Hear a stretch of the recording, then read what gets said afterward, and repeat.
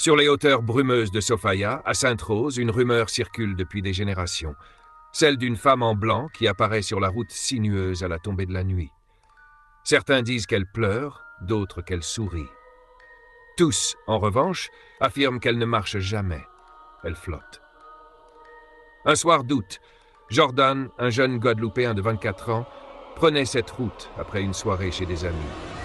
Il était un peu fatigué, mais lucide. La radio jouait un vieux zouk d'Eugène Mona.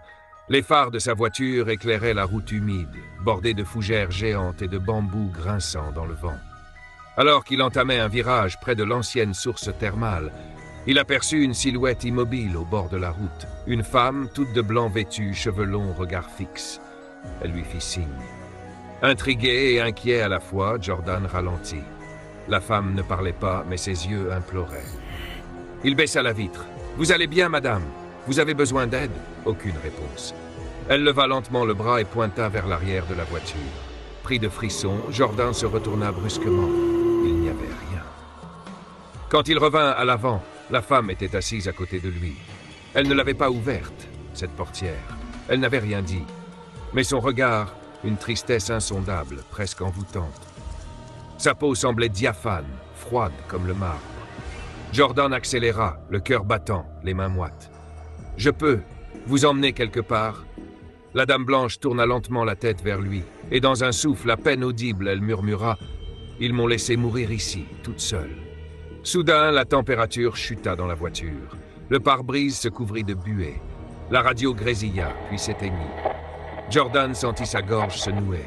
Il freina brusquement, ouvrant la portière pour lui dire de descendre. Mais elle n'était plus là. Il regarda sur le siège passager, derrière lui, puis dehors, disparu. Plus aucune trace, juste une brume froide qui s'évaporait peu à peu. Depuis ce jour, Jordan ne prend plus jamais la route de Sofia la nuit.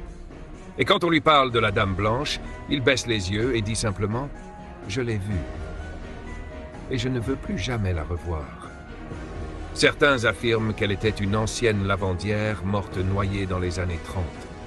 D'autres, une mariée fauchée le soir de ses noces. Mais tous, aujourd'hui encore, évitent de croiser la Dame Blanche de Sofia.